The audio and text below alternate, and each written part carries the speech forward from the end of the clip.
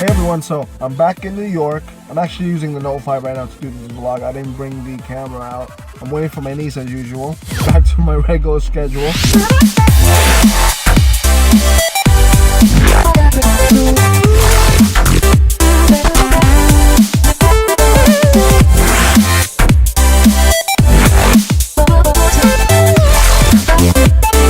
Shout out to everybody who liked the videos I made in Canada. Thank you all for the likes. Thank you for all the comments. I greatly appreciated that. You know, some people appreciated the video, the time lapses. Without you guys, without the channel, I probably wouldn't be doing those things because it never challenged my brain in this way. So I just want to take the time and thank you guys for that. So, you know, while I was there, a gentleman, I'm contacting a gentleman that goes by Expat in Training. We talk via Gmail right now. So hopefully he'll be going to the Philippines soon. Hopefully, enjoy the Philippines, and if he does have time, come visit me as well. That would be really nice. We were talking about a particular topic about how can I frame it. Like, if you are married to a Filipina, have a Filipina girlfriend, how do you stop from getting ripped off? That there's the local price and then the foreigner price. Whether it's right or wrong, I think it's wrong. They're gonna do it because it happens in many countries.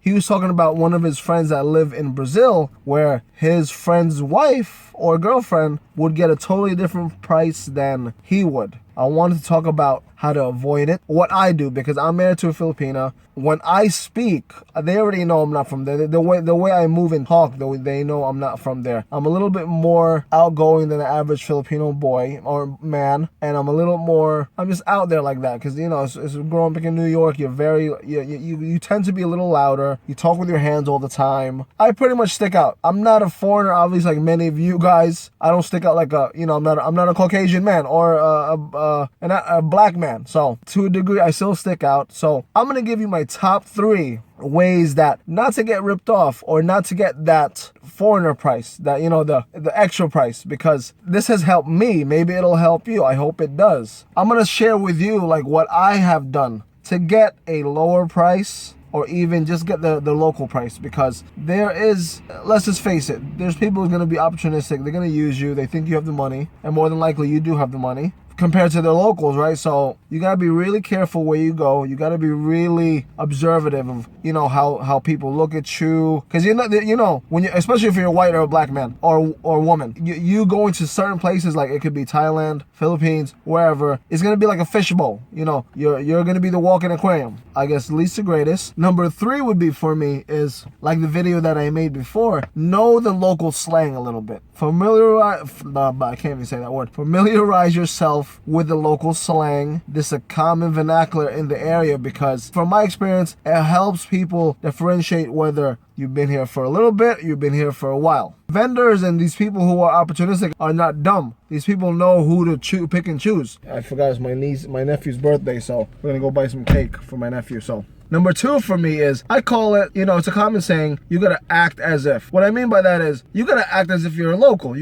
Just because you're American, Belgium, Swiss, German, whatever. Happy birthday, little girl. That's my nephew right there. It's his birthday today. He's 25 years old. No, it's only 12. In an environment where it's like a flea market, vendors, street vendors, local people, not the big stores. All those people haggle the crap out of each other, right? You gotta act as if, whether you're wherever foreign country you're from, you gotta act as if you are a local person. My wife can tell you, she loves negotiating. The catch-22 is, you might not get the extra price, but you definitely won't get the local price unless you're really good at haggling. And you have to realize, just like in any business, you are the customer. At the end of the day, vendors are chasing. That's my niece right there. Look at my niece. Vendors are always after customers. So when you realize this, you can always go after certain people where you can basically manipulate your situation where, like, listen, I got so and so much money. Do you want it or not? You find a pair of shoes. It's a vendor. It's not a big mall or whatever. The guy selling it, maybe because you're a foreigner, he'll sell it to you for 2,000 pesos, right? The street value of it may be 1.5. So he's gonna try to make 500 off of you. So you tell him, listen, I only got 1.5. Do you want it or not? Because at the end of the day, you don't have no overhead. He or she has overhead. The power is still in your hands. You gotta haggle the crap out of people. There's a time and place to haggle. Obviously, you don't want to haggle at a mall. It's worked for me. Like, I haggle the crap out of people, especially the vendors that I get the things for the restaurant or the buildings. I'm constantly haggling. I don't ever want them to believe that just because I'm American, just because we have businesses, that we can just pay premium all the time, right? And my number one way that I have evaded from getting the extra price is I let my wife negotiate first. That's what I first learned when I first moved to the Philippines. You gotta let your significant other haggle the price first before you even show up. What I do is I let Ruby go up to the stores,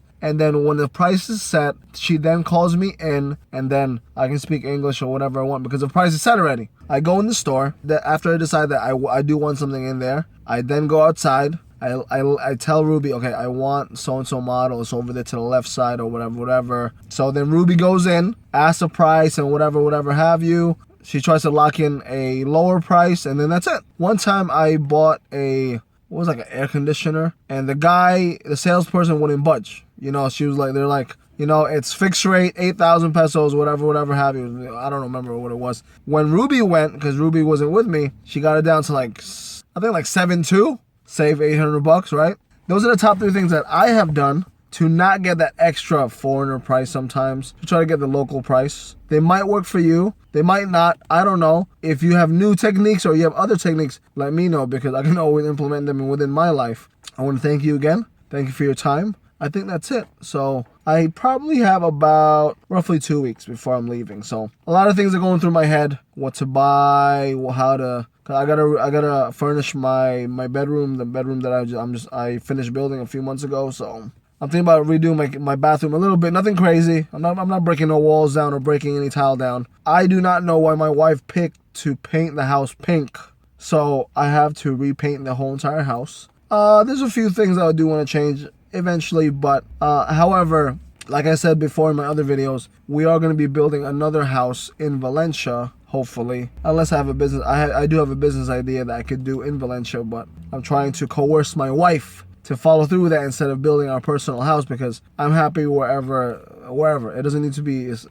I'm really not big on the big lavish houses, mansions. I like a nice, decent house. That's all I want. So we'll see what happens. I do gotta find a good breeder for dogs. So if any one of you guys know any quality working breed breeders in Philippines, please let me know. I'm talking about English Mastiffs, all types of Mastiffs basically, Rottweilers. I don't want German Shepherds. I'm sorry, I'm not into German Shepherds. I don't want the Malinois. I'm probably chopping that up right there. I don't like those type of dogs. I'm sorry. I like the short face, big head, big brick head type of dogs. That's pretty much it. I do have plans. Hopefully I can take you along for the ride to furnish my house, so I can get all my custom cabinets, so I can get all my custom closets done. I'm very excited. At the same time, very afraid. Not afraid.